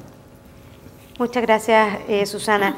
Guillermo, recién lo mencionaba Claudio, cómo desde la PYME, desde estas empresas que surfean, digamos, los vaivenes del mercado constantemente, podemos establecer buenas relaciones laborales. ¿Cuál viene a ser ahí las prioridades, por ejemplo, desde lo que es una PYME? Yo creo que la respuesta la dieron ellos. Yo tuve la oportunidad, la grata oportunidad, hace ya mucho tiempo antes de conocer esta empresa, que para nosotros la auditoría es una empresa modelo. Por las mismas razones que tú has expuesto y que tú has expuesto. Entonces, en ese sentido, tal vez el hecho de la relación, la vinculación que tiene el proveedor con el caso de la empresa mayor, es la que explica resultados positivos como los que aquí se han señalado. Y yo diría que, a ver, los países tienen, según la experiencia de la OIT, que es una experiencia internacional, que además la OIT es tripartita. La OIT es el único organismo de Naciones Unidas que es tripartito, es decir, sus mandantes son empleadores, trabajadores y gobierno, y estas normas han sido acordadas tripartitamente, de manera que reflejan los puntos de vista de distintos sectores. Y eso es una experiencia muy interesante. Nada más quería decir esto. Es cierto que para la OIT la sindicalización es muy importante, pero no necesariamente eso quiere decir que todo el mundo tenga que estar sindicalizado al 100% en todas partes y para todo, ¿no? Es un proceso, en la medida en que esto sea necesario y vaya dando resultados. Si hay una cadena, por ejemplo, de vinculación entre proveedores, empresas principales y a veces cadenas más largas, ¿no? Esa es una idea bien interesante, la idea de generar cadenas productivas en que las empresas mayores vayan transmitiendo su experiencia apoyando a las que son de menor tamaño. Y ahí entonces se genera esta comunidad de intereses que nosotros valoramos muchísimo, ¿no? Cuando hablamos de sindicalización lo hablamos porque así ha sido acordado y porque nos parece un punto de vista necesario y urgente. A lo mejor en el caso de las medianas y pequeñas empresas no se asusten, porque el tema no es una empresa, estamos hablando del conjunto de empresas que están en ese sector que a lo mejor podrían requerir una forma de sindicalización agrupada que permitiera fijar ciertos digamos, niveles básicos que pudieran ayudar a que en cada empresa se aplicara de una determinada manera recomendaciones generales. Cosas de ese tipo, cada país tiene que ver cómo lo hace. Entonces, en el mundo hoy día, este tema de la pequeña y mediana empresa es un tema extremadamente importante, porque aquí en Chile, por ejemplo, usted no me corrige, pero si me equivoco en la cifra, pero creo que no, estamos alrededor del 70% del empleo en la pequeña y mediana empresa, ¿no? O sea, si incluye a las micro. Se incluye a las micro. Más incluso. Más incluso, ok. 90 se incluyó a las micro probablemente. Sí. Claro. Entonces, imagínate la importancia. Eso no solamente ocurre en Chile, ocurre en muchos otros países. Y entonces es un sector al cual hay que prestarle especial importancia, no solamente en términos de lo que hemos hablado antes, sino que en términos de, por ejemplo, acceso a capital, a la capacidad de invertir. El tema de capacitación y formación profesional es sumamente importante. A las grandes empresas, a veces la misma empresa es capaz de generar esta posibilidad de capacitar. En el otro caso, de forma tripartita o de forma pública o a través de diálogo social, como señalaba Susana, hay formas para poder apoyar empresas que tienen esa dificultad para acceder a competencias laborales que beneficien su productividad. Y yo creo que la cadena de apoyos es tremendamente importante. Termino con algo nada más. Hay una publicación tremendamente importante, 3 publicaciones en realidad, que ha hecho en los últimos años, en los últimos 6 años, la CEPAL, la Comisión Económica para América Latina, que es parte de nuestro sistema de Naciones Unidas, que precisamente toma este tema de la igualdad, ¿ya? Y uno de los elementos, fíjate, interesante, estudiando América Latina y Caribe, señala que en muchos de nuestros países lo que existe es lo que ellos llaman una heterogeneidad estructural. ¿Qué quiere decir esto? Quiere decir que hay sectores muy modernos, con alta tecnología, con alto nivel de productividad, bien vinculados al mercado global, ¿no? Y otros sectores que están muy separados de todo eso y no se generan cadenas armoniosas, virtuosas, ¿no? En la cual las empresas que pueden asociar vía proveedores, vía clusters o vía distintas formas, generan una forma, una sinergia, ¿no? que haga que unos se beneficien de los otros. Entonces lo que ocurre es que hay como varios mercados laborales, un mercado laboral, digamos, altamente productivo, bien pagado, otros que están en una situación distinta. Y lo que impulsa la CEPAL en este sentido, y precisamente a través del diálogo, dice, es necesario generar diálogos y acuerdos para poder enfrentar esta situación, que ya no es solamente de relación laboral, sino que es de estructura productiva y de manera de entender la relación entre unos y otros. En este caso, el ejemplo de ustedes yo creo que es interesante, y hay otros también que pueden apoyar esta idea. Sí, yo creo que también es importante. Nosotros tenemos, por ejemplo, los dirigentes nuestros, que yo no sé si es una suerte o no, pero son bastante comprometidos con la empresa, están muy capacitados, hay una relación con los dirigentes muy buena, entienden el negocio, van un poquito más allá de solamente el tema de remuneración y beneficio. Yo creo que también es un tema súper importante, o sea, tener dirigentes sindicales empoderados y con conocimiento de la industria y del negocio. Yo creo que, y un poco lo que decías tú de esta capacitación de los dirigentes, tanto desde el punto de vista empresarial como desde el punto de vista de las leyes laborales, yo creo que es fundamental. Yo creo que ahí hay que, las empresas como nosotros que tenemos esa calidad de dirigente, yo creo que es súper importante, porque ayuda mucho a que la empresa avance, en tener buenas relaciones laborales y en desarrollar un diálogo, un muy buen diálogo. Sabes que es muy importante lo que señala Ítalo en el sentido siguiente. Mira, hay una encuesta de relaciones laborales que analiza la situación de las relaciones laborales en todo Chile, una encuesta súper seria, muy bien hecha. Y esa encuesta le preguntan entonces a los empleadores, ¿usted considera que el sindicato es más lo que ayuda o más lo que no ayuda? ¿No es cierto? Entonces, en promedio anda por ahí por 50% entre los que creen que ayuda y los que creen que no ayuda. Pero lo divertido es que cuando se desagrega la pregunta entre los que tienen sindicato y los que no tienen sindicato, los que no tienen sindicato son los que creen que no ayuda. Y los que tienen sindicato, 70% creen que ayuda. Entonces, el temor está más bien en los que no tienen. Por eso que es tan importante que estas instituciones como Pacto Global fomente y difunda esto, porque se ayuda a despejar el mito. Estuvimos con Susana, de acuerdo, hace un par de meses, con un sindicato como 10.000 gallos, 10.000. Uno decía, chuta, el medio ni qué poder organizado que hay detrás de ese sindicato. Tú lo conoces, ya, no vamos a dar el nombre, ¿ya? Pero un sindicato con dirigentes súper responsables en un sector que no es fácil, que en el pasado ha tenido problemas, y ahí están trabajando, están moviendo a la gente, hacen cosas re bonitas, tienen sede. O sea, hay más temor en los que no tienen poder colectivo organizado entre los que tienen. Y eso por algo. Entonces, tenemos que ayudar a despejar estos mitos, porque esos miedos o esas preocupaciones y temores que señalaba Susana no los vamos a despejar si es que no conocemos realmente lo que está pasando y damos la palabra a los que han tenido esta función. Y por último, también la relación con el proveedor. O sea, acá hay una genuina relación de un proveedor, ¿no es cierto? Un pyme, empeñoso, choro, que es eficiente y que a ustedes les sirve y que a ellos les sirve. Win-win. Todos ganan. Pero también tenemos ejemplos del proveedor mentiroso, del proveedor que en verdad no es un proveedor, que es una manera de abaratar costos de mano de obra. Y existe mucho y lamentablemente lo vemos. ¿Qué termina haciendo eso? Termina haciendo que los trabajadores de ese proveedor falso están hiper enojados trabajan a desgano, se sindicalizan, ahí vienen las formas violentas que se señalan muchas veces, de ahí viene el multiroot, de ahí vienen los abusos, de ahí viene el subterfugio. Esas son las prácticas que tenemos que desalentar y entre todos condenar, porque si no, terminamos algunos defendiendo lo indefendible y otros atacando de mala forma lo que no es defendible. Subsecretario, en esa misma línea, tanto para grandes empresas, medianas y pymes, ¿de qué manera el gobierno va a apoyar esta relación, a que se produzca una mejor relación entre la empresa y los proveedores?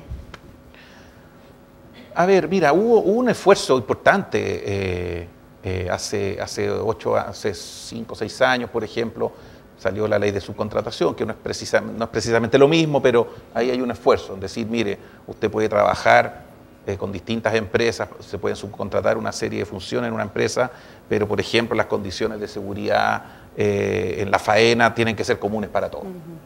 Una cosa tan básica como eso. Me dice, bueno, tú sabes que del año 2008 de 2007 al 2008, la tasa de accidentes en la construcción cayó en un 30% por efecto de la ley. Un accidente en la construcción generalmente es fatal.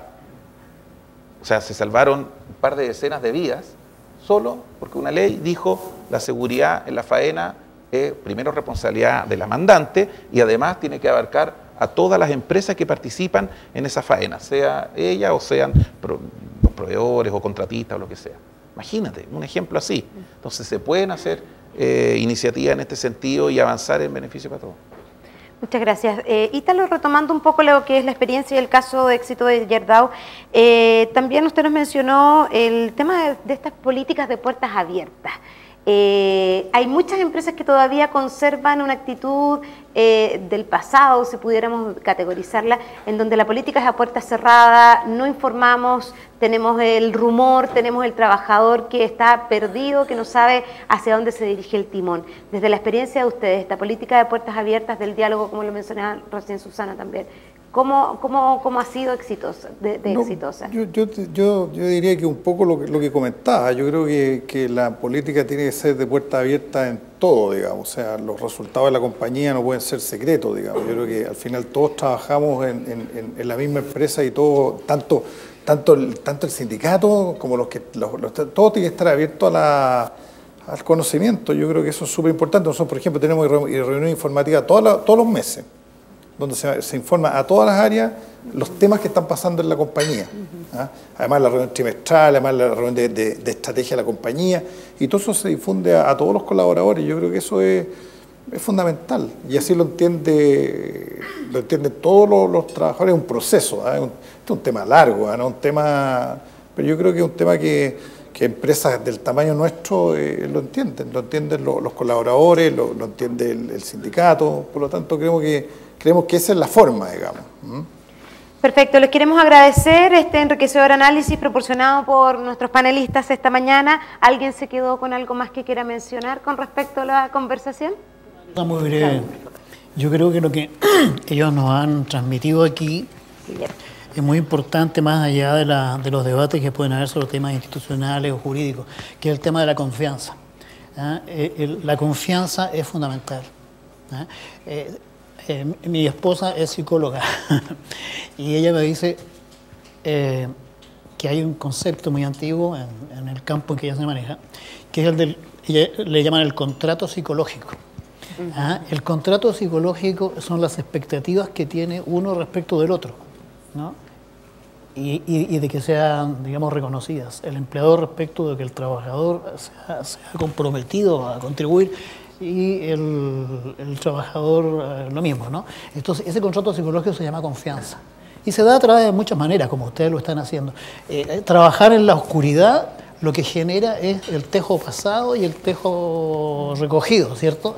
Como creo que me vas a engañar, te pido más. Como creo que tienes... que tú me vas a pedir mucho, te ofrezco menos. Entonces, hay una cosa que al final se termina en un sentido más bien negativo, y la confianza es lo que hace que alguien diga, bueno, la empresa puede, no puede, el trabajador puede, no puede, y se sabe. Entonces, eso yo creo que es un tema súper importante que ustedes nos han transmitido. Quería reforzarlo nada más. Susana, quiero tomar la posta, porque concuerdo plenamente con el tema de la confianza, pero hay otro tema que la falta de confianza a veces también me preocupa de sobremanera la imagen que se da de las empresas y de cualquier tamaño, grandes, chicas, especialmente desde un sitial muy ideológico y muy desapegado a la realidad. Yo de repente oigo a políticos hablando y reduciendo a la empresa solo como un lugar de abuso. Yo digo, ¿en qué mundo? O sea, ¿dónde han trabajado? Digamos? Ese es como diciendo, si uno reduce a la empresa solamente como el lugar donde se abusa y se abusa de los trabajadores, de los consumidores, o sea, es muy poco atractivo. Le va quitando validación, le va quitando confianza, le va quitando legitimidad, y cualquier posibilidad de diálogo hay que empezar primero desde el menos 10, digamos, para construir confianza, y no ayuda al entorno. Entonces creo que la empresa es un lugar de encuentro donde pasamos muchas horas, donde yo creo que se dan maravillosas oportunidades de desarrollo, de productividad, de creación de valor, de innovación, y por supuesto que tenemos que preocuparnos de que exista un marco regulatorio adecuado, pero también desatar toda esa fuerza que hay creadora y darle ese rol mucho más exigente a la empresa de ser un lugar de creación de valor. Entonces, y no reducirla a una cosa donde lo único, o sea, si tú tienes una visión de la empresa como un lugar de abuso, lo único que va a hacer un político es cómo hacemos para amarrarla, para que no haga más de lo que hace. En cambio, la otra visión es mucho más empoderadora, exigente y generadora de crecimiento y de igualdad, finalmente, para todos.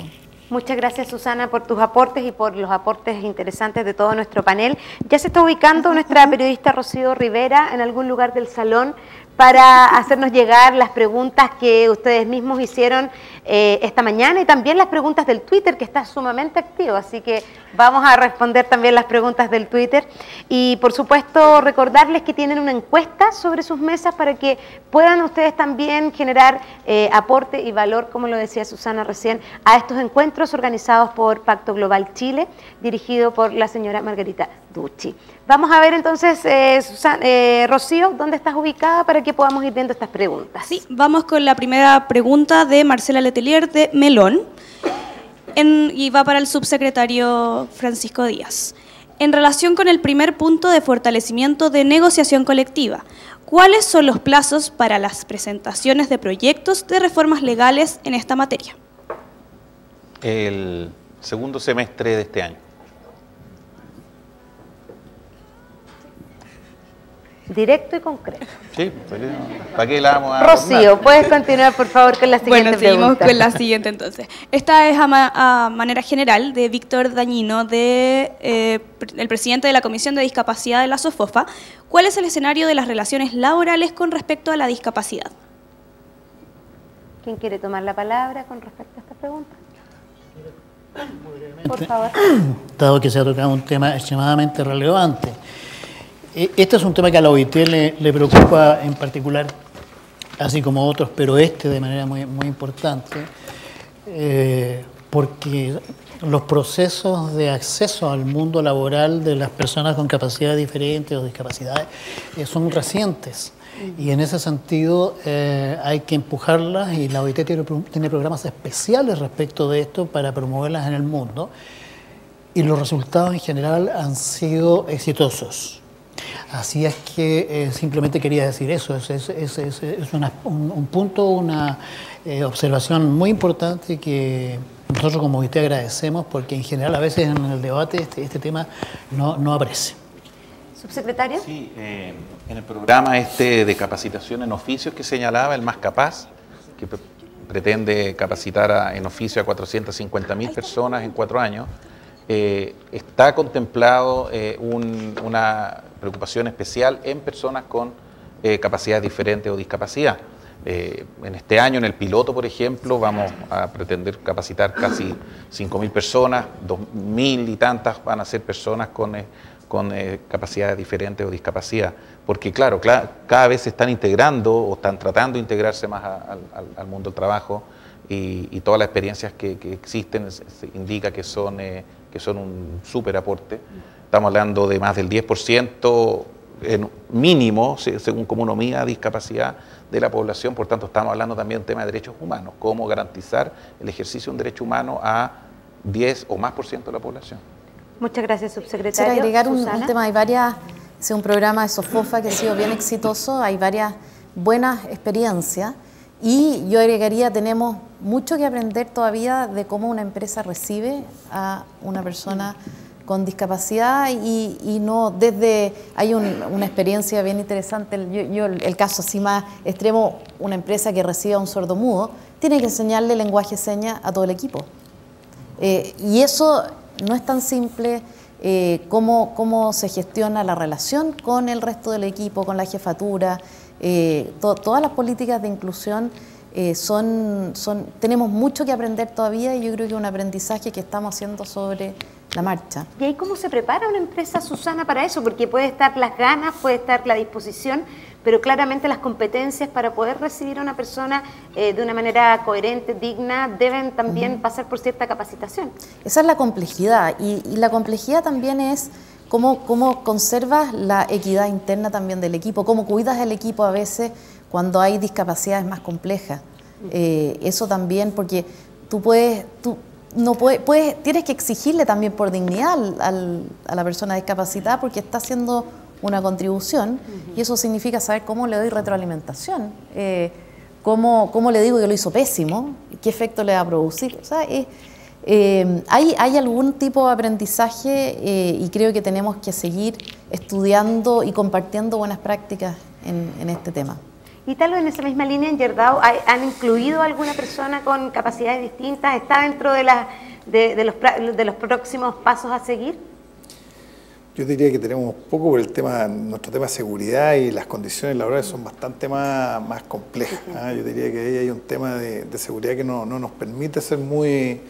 Tenemos algunas personas que han tenido, en el pasado tuvieron algunos accidentes y están trabajando en la compañía, digamos, y siguen trabajando y tienen algún nivel de discapacidad, pero muy menor, diría yo. Recordar que seguimos, gracias Ítalo, en el hashtag EncuentroPG y también estamos en las cuentas de Twitter @Pacto Global y también por supuesto con el programa radial Chile Sustentable de la Radio FM Tiempo, estamos en @CH Sustentable. Rocío, ¿qué otras preguntas nos llegan desde el Twitter? Sí, Luis Rosas pregunta, dentro del pilar de las relaciones laborales, ¿la reforma contempla la supervisión o fiscalización de la creación de algunos sindicatos que, entre comillas, mañosamente se instalan en la empresa afectando su legitimidad y la fe interna? Sí, es una preocupación. Así como hay multirut, también hay multisindicato o multifuero. Y eso no es bueno. O sea, lo único que daña es a los sindicatos y a la credibilidad, legitimidad que tiene que tener una organización. Es difícil de prohibir esto, porque claro, ¿cuánto prohíbe sin afectar la libertad sindical, que en definitiva es una derivación también del derecho humano de asociarse? No es fácil. Quizás sí, estableciendo algunos incentivos correctos, se puede ayudar a que eso se reduzca. Por ejemplo, cuando hablamos de titularidad sindical, es decir, que los beneficios vayan al sindicato, o cuando hablamos de prohibir los grupos negociadores, que son grupos que se pueden crear aún habiendo sindicatos, uno puede decir donde haya sindicatos representativos. Es decir, cuando el sindicato representa un determinado porcentaje importante y relevante de los trabajadores. Eso genera un incentivo correcto, a mi juicio, tanto para empleadores como para trabajadores.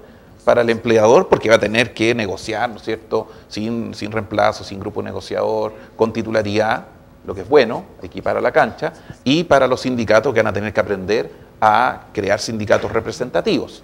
Creo que esa es la manera, y por el lado de los incentivos. Por el lado de la prohibición es un poco difícil, insisto, pero es un tema que nos preocupa y que claramente no nos podemos cegar y tenemos que abordar. ¿Alguien más que quiera compartir algo con respecto a esta pregunta? Continuamos entonces, Rocío, con tus preguntas del Twitter. Ahora tenemos una pregunta de @Irene Venturas. ¿En qué nivel se encontraría Chile bajo el contexto de las relaciones laborales en un marco sustentable? Y si existe alguna cultura con respecto a esto, y si habría que agregar algún tema en el reporte de sostenibilidad de las empresas a nivel país para adoptar mejores prácticas.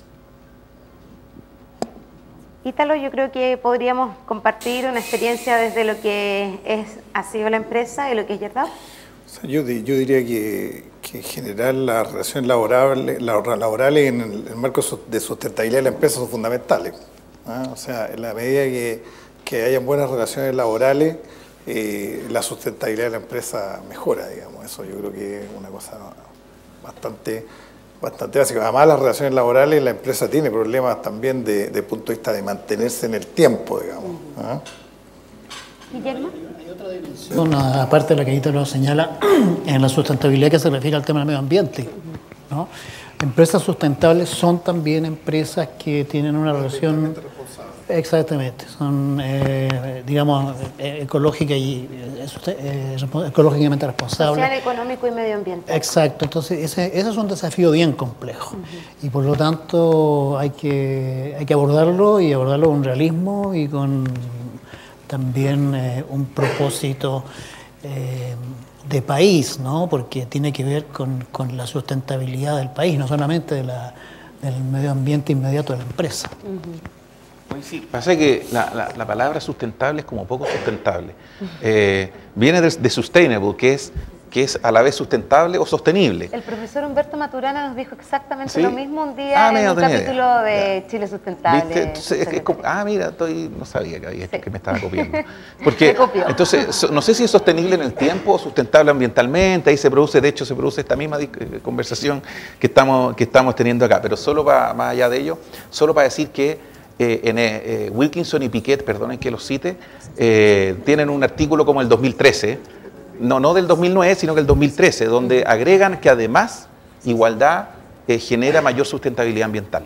O sea, los países que tienen mayores niveles de igualdad tienen mejores políticas de sustentabilidad o sostenibilidad ambiental, tienen mejores índices, tienen menos emisiones, tienen menos gases de efecto invernadero, o sea, socialmente más sustentable, o sea, también ahí hay un vínculo entre igualdad y sostenibilidad ambiental.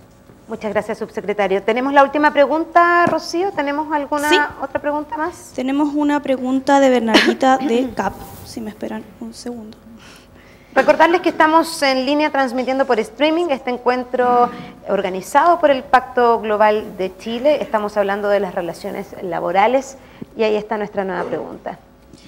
Dice Bernardita, para lograr un diálogo constructivo que beneficie tanto a los trabajadores como a los dueños de las empresas, se necesita que ambos estén abiertos a conversar y generar consenso.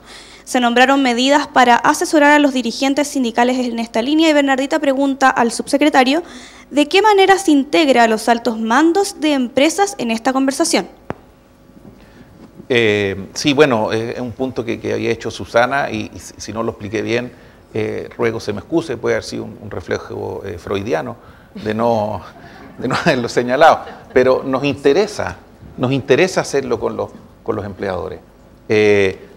Ahí la presentación señalaba, tenemos escuelas de formación sindical, si es que se llegara el caso, Susana, de que haya módulos y conversaciones con empleadores en esas escuelas de formación, nosotros felices, así que te vamos a cobrar la palabra, vamos a ir a buscarlos y de manera que se produzca aquello. Creo que sería un proceso tremendamente rico. Pero también tenemos mesas de diálogo social y en esas mesas de diálogo social nosotros lo que hacemos es invitar a todas las personas que están involucradas en el sector. A veces hemos estado de hecho dedicados a que los distintos sindicatos, muchos sindicatos que a veces existen, se reúnan por primera vez y queremos invitar a las empresas también a participar de esos diálogos. Debo decirlo, acá hay dos problemas. Primero, a veces hay sindicatos que no van si es que está el otro sindicato. Lo que, bueno, ocurre. Entonces, parte del proceso es eso. Y también tenemos empresas que no van. Las invitamos y no van. Entonces, de pronto, espacios como este pueden servir para ir construyendo esas sanas complicidades en acercar estos mundos y en acercar y que se generen conversaciones en torno a una mesa, en torno a un programa de formación específico y que vayamos entonces generando relaciones donde todos nos veamos beneficiados. Y acá voy a hablar más a título personal porque no sé si en la SOFOFA me van a matar después por esto, pero creo que yo voy a ser más radical. Yo creo que hay que ir a la misma capacitación. Vamos, sí.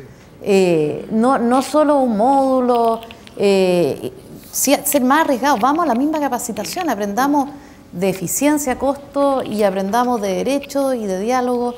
Creo que eso a mí la experiencia me ha tocado cuando los ejecutivos y los dirigentes van a una misma capacitación, se genera un lenguaje común y eso unifica. Y creo que tiene que ser fuera del contexto de una negociación, tiene que ser o para preparar, pero no solamente, yo lo dejaría mucho más amplio que solo negociación colectiva en eso, o solo sindicato. Creo que el valor de ir juntos genera cercanía, genera discusiones, genera desideologización también. Entonces, no me basta con un módulo, subsecretario. No. Van a tener que ser un par más, entonces. No, démosle y ustedes pagan el desayuno y el almuerzo, eso sí, del curso, no hay problema. Que las confederaciones de trabajadores también tienen que invitar a los ejecutivos de las empresas, a los empresarios a conversar, y tienen que escuchar. De repente yo creo que el diálogo es muy cerrado, o sea, creo que es importante que ellos también inviten. Me parece fantástico. Me toca la labor que me toca todos los días en la radio, que es lamentablemente tener que cortar las entretenidas conversaciones. Nos habríamos podido quedar acá toda la mañana. Siguen las preguntas a través de nuestro Twitter, @PactoGlobal. También las conversaciones a través del hashtag Encuentro Pacto Global. Quiero agradecer primero que todo esta mañana a nuestros panelistas que se tomaron el tiempo para estar acá. Susana Keri, consejera gremial de la SOFOA, muchas gracias Susana. También a Ita Lozano, gerente general de Yerdao y director de ACIMED. También a Guillermo Campero, consultor internacional en políticas públicas para la oficina de la OIT para el Cono Sur de América Latina. Claudio Fuentes, representando por supuesto a las pymes chilenas, gerente de Fuentes Hermanos Limitada, una empresa proveedora de chatarra para Yerdao. Y por supuesto a usted, subsecretario y ministro del Trabajo, Francisco Javier Díaz. Muchas gracias, un aplauso para ellos esta mañana por haber compartido con nosotros su mirada con respecto a estas temáticas. También queremos agradecer a la Universidad Andrés Bello y por supuesto también a la directora ejecutiva de Pacto Global, organizadora de este encuentro, la señora Margarita Ducci, que nos acompaña esta mañana. Muchas gracias a todos ustedes y por supuesto no se me puede olvidar esta parte tan importante en los programas de radio y también por supuesto en este tipo de encuentros, que son nuestras empresas auspiciadoras. Agradecemos a Minera Doña Inés de Coyahuasi, por supuesto a Sodimac, CAP y Esbio, y además a nuestros media partners esta mañana. Muchas gracias y que tengan excelente día.